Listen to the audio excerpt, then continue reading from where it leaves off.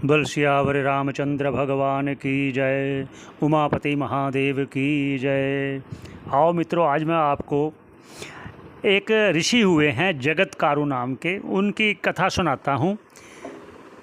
आशा करता हूँ आपको उससे लाभ मिलेगा। मेरी हर कथा में एक शिक्षाप्रद होती है और शिक्षा मिलती है, ये आपने ढूंढना है कौन सी शिक्षा है। तो आइए शुरू करते हैं, आपका समय बेकार ना करते हुए। तो आइए, जगतकारु एक ऋषि हुए हैं। वो बचपन में ही उनका मन तपस्या में लगता था, भगवान की भक्ति में लगता था। जितना भी मेरी वीडियो होंगी आपको भक्ति के अनुरूप ही मिलेंगी।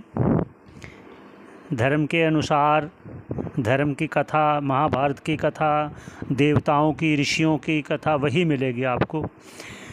तो वो ऋषि तपस्या में ही लीन रहते थे।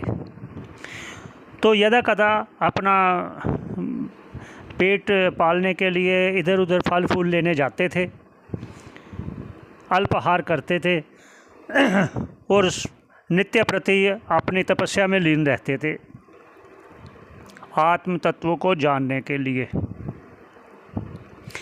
तो एक बार क्या हुआ, ऋषि अपने कंदमूल फल लेने के लिए जा रहे थे कि अपने भूख दूर करने के लिए।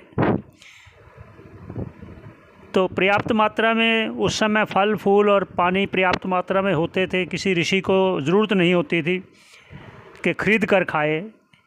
तो वो जंगलों में जाते थे, फल लेते थे, अपना भोजन करते थे और भजन में लग जाते थे। तो एक बार घूमते घूमते वहाँ उन्होंने देखा कि एक वृक्ष पर उल्टे लटके हुए हैं कुछ व्यक्ति। उन्होंने ऐसा देखा तो कौतूहलवश उन्होंने देखा भी, ये क्या कारण है, उल्टे क्यों लटके हुए हैं। जाकर उन्होंने पूछा ऋषि जरतकारु जी ने कि आप ऐसे इस दशा में क्यों हैं। तो उन्होंने कहा, हमारा एक वंशज है,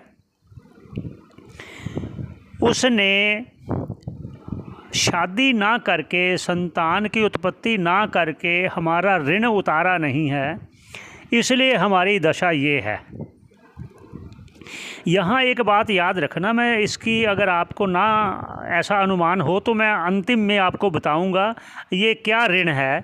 जो कहता है हमारा ऋणी है, उन्होंने शादी ना करके, संतान उत्पत्ति ना करके हमारा ऋण उतारा नहीं, मैं आगे इसका आखिर में आपका वर्णन करूंगा। तो कहते क्या नाम है उसका। तो उन्होंने कहा हमारा वंशज जरतकारु है। तो उन्होंने अपना प्रत्यक्ष नाम कह करते हुए कि मैं बताऊं कि मैं ही हूं। तो उन्होंने कहा तो फिर आप कैसे इसका आपका ये उपचार कर सकते हैं कि आपको सही दशा मिले, सही गति मिले, आप इस प्रकार क्यों उल्टे लटके हुए हो। और वो भी यहाँ कहने चाहते हैं कि वो जो लटके हुए थे तो एक तिनके के सहारे लटके हुए थे, वो तिनकों को चूहा काट रहा था। इसका तात्पर्य ये है कथा का कि जो चूहे हैं वो दिन और रात हैं, जो वो काट रहे हैं, जो तिनका है वो आयु के समान है, पता नहीं कब कट जाए, इसलिए भगवान के भजन में लगना चाहिए, ये इसका तात्पर्य है। बाकी कथा आगे करते हैं। तो उन्होंने कहा तो फिर ऐसे करो, तो आप मेरा संदेशा दे दो उनको ढूंढ कर, वो जो उल्टे लटके हुए थे। तो जरतकारु ने कहा ठीक है, मैं आपका संदेशा पहुंचा दूंगा, आपका कि वो शादी करे, संतान उत्पत्ति करे और आपको वो करे। तो उनके मन में आया क्यों ना मैं अपना ये परिचय दे ही देता हूँ। तो उन्होंने अपना परिचय दे दिया, मैं ही जरतकारु हूँ। तो कहते फिर जरतकारु तुम शादी क्यों नहीं करते, शादी करो, संतान उत्पत्ति करो और हमारा उद्धार करो। तो उन्होंने कहा तो मेरी एक शर्त है, मैं तपस्या में मन लगता है, तो मेरा नाम जरतकारु है, जरतकारु नाम की कन्या से ही मैं शादी कर सकता हूँ, आप ऐसा कहते हो तो मैं करता हूँ।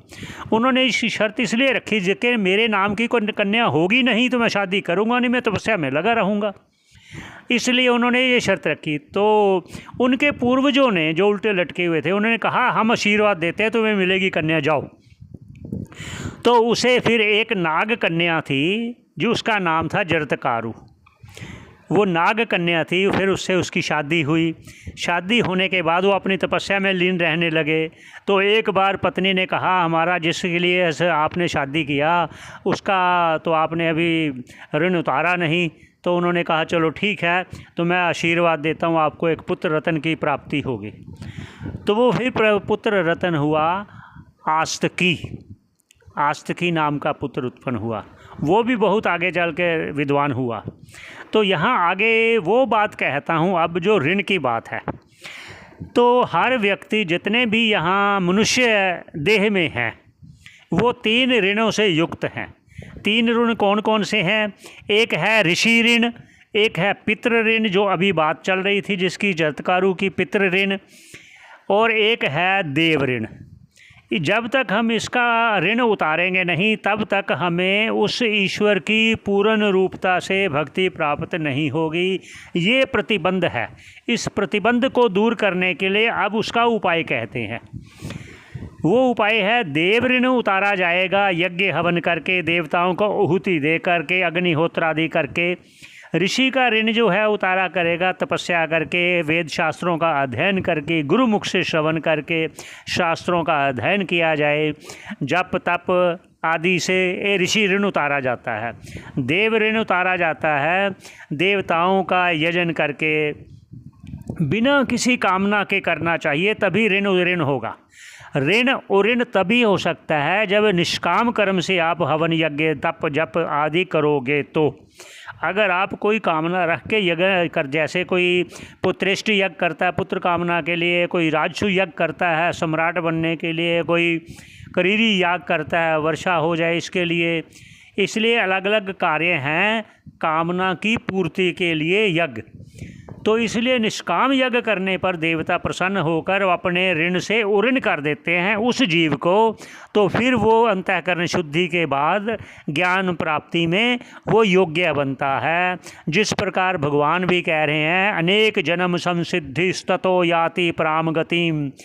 अनेक जन्मों में ऐसे सिद्धि को प्राप्त अर्थात अंतःकरण को शुद्ध करते हुए ज्ञान के योग्य की प्राप्ति करते हुए वो मुझ में फिर एकाकार होकर मोक्ष को प्राप्त होता है जीते जी। अब आ गया ऋषि ऋण भी हो गया, और आगे आ गया पुत्र ऋण, अपने पितृ ऋण। पितृ ऋण होता है संतान उत्पत्ति हो, चाहे कन्या हो चाहे लड़का हो लड़की हो, उसमें कोई है। वो कहने का अर्थात है कि इस संसार को चलाए रखने के लिए ईश्वर ने ऐसी प्रथाएं बनाई हैं कि संसार भी चलता रहे।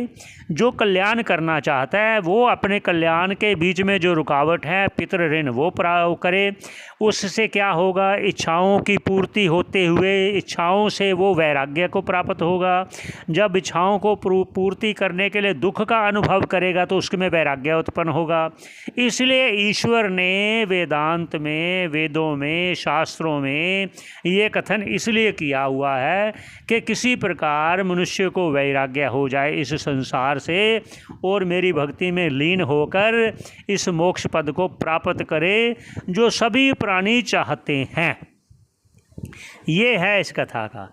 ऐसे ही मेरा प्रयास है ज़्यादा से ज़्यादा आपको अवगत कराना। यहीं पर विश्राम देते हैं। बोल सियावर रामचंद्र भगवान की जय।